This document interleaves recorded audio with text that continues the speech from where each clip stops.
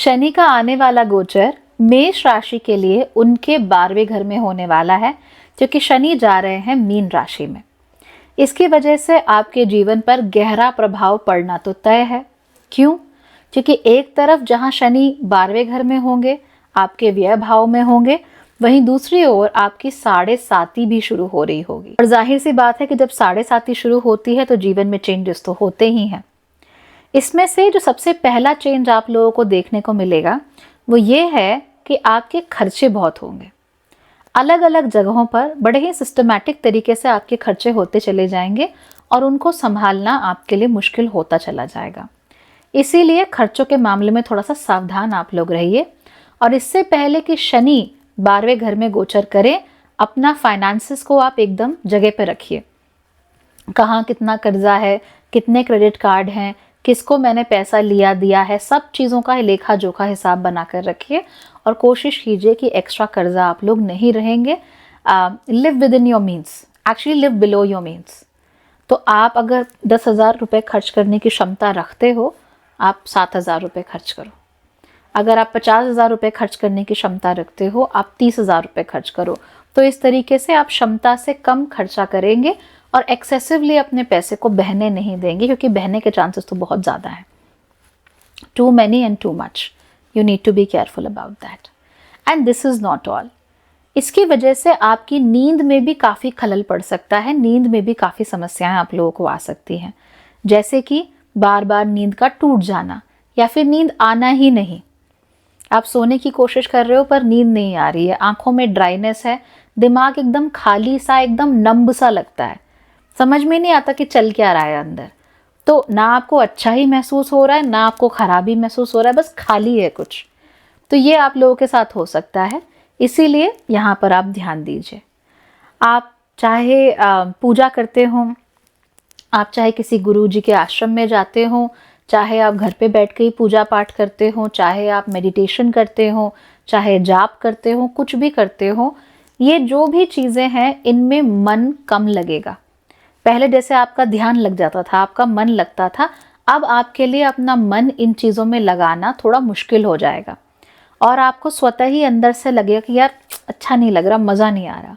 आपका मन, आपका शरीर आपसे बार बार इधर उधर जाने को कहेगा उधर जाओ, उधर जाओ, उधर जाओ, और आपसे बार बार ये भी कहेगा कि ये चीज़ ठीक नहीं है, इसको नहीं करो।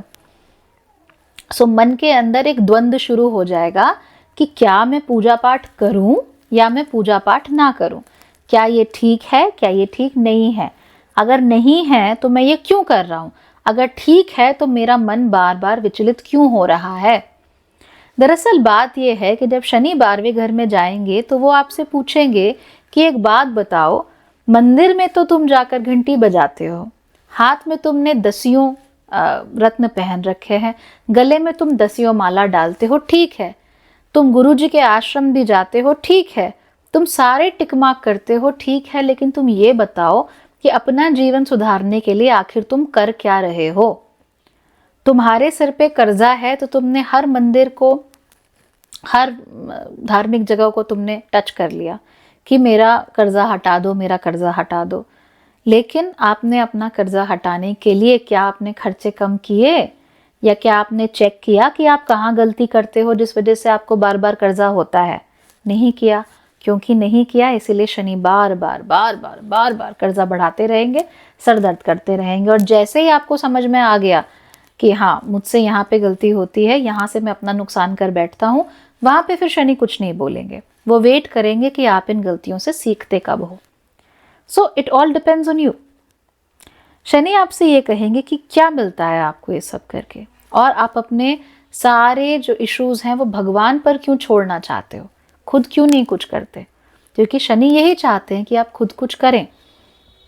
तो 7:30 शुरू हो रही है ना, तो ही जस्ट वॉन्ट्स टू सी कि आपने क्या क्षमता है, क्या कैपेबिलिटी है, किस हद तक आप अचीव कर सकते हो। बिकॉज रिमेंबर, आप मंगल की राशि वाले हो।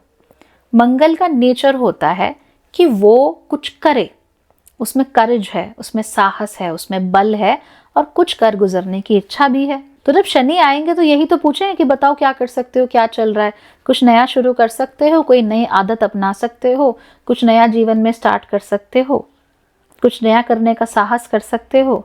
अपने आप के अंदर कमियां देखने का साहस कर सकते हो क्या? सबसे बड़ा क्वेश्चन शनि का यही है।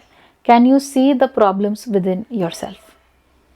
अगर आप देख लोगे उन प्रॉब्लम्स को, ट्रस्ट मी, साढ़े साथी में आज सच कोई प्रॉब्लम नहीं होगी।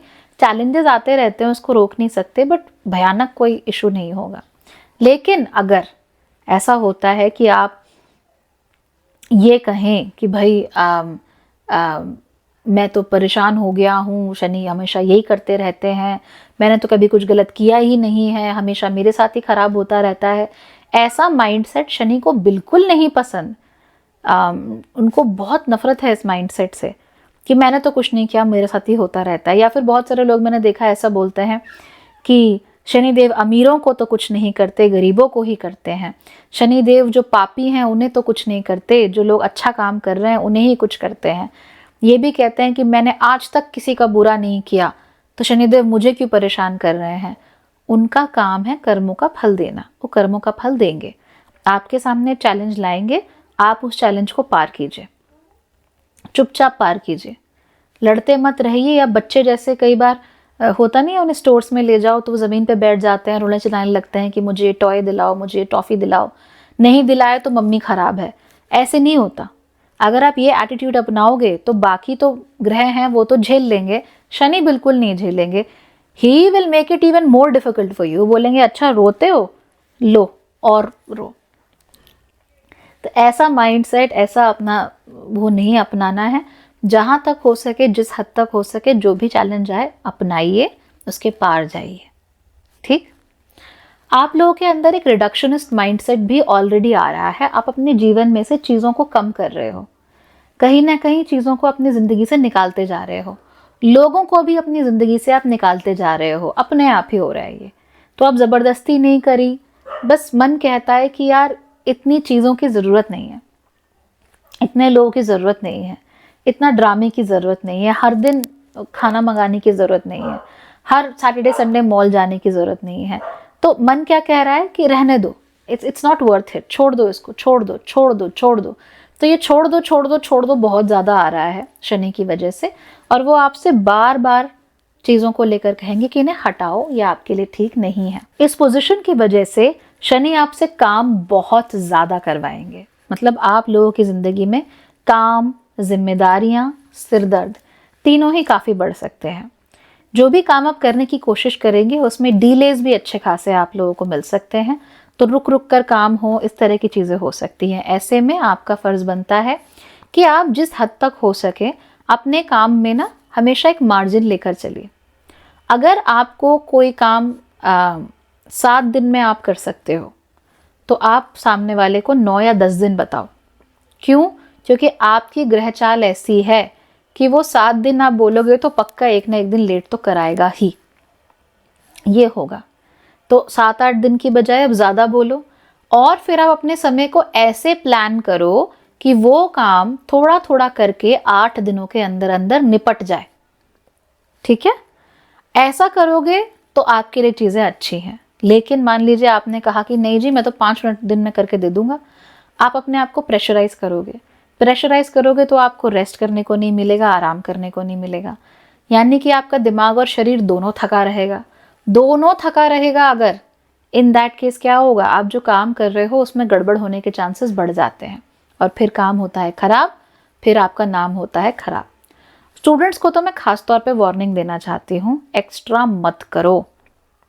आपका दिमाग है, कोई मशीन नहीं है कि अगर आप 18 घंटे पढ़ोगे तो संभव सारा का सारा मसाला आपका जो दिमाग है उसको ऐसे प्योरी बना के घोट के पी जाएगा। ऐसे नहीं होता, दिमाग की भी अपनी लिमिट्स होती हैं। 16 घंटे पढ़ने से अगर कोई आइंस्टाइन बन जाता तो अलग बात थी, ऐसे नहीं होता। अपने दिमाग की कैपेसिटी समझो, अपने शरीर का टाइप समझो, उसके हिसाब से चलो। जब उसके हिसाब से चलोगे तो 4 घंटे में भी 16 घंटे का आप रिजल्ट निकाल कर लाओगे, ऐसे ही होता है। और अगर आप बिल्कुल ही 16 घंटे पढ़ना है, किताब खोल के बैठे हुए, ध्यान ही नहीं लगता। और क्योंकि अब शनि आपके 12वें घर में है तो ध्यान उल्टा कम लगेगा। यू विल बी लाइक क्या है यार, मन उछट रहा है, समझ में नहीं आ रहा है, what's going on, I don't like this, this is not right. इस तरह की चीज़ें आपके मन में आनी शुरू हो जाएंगी।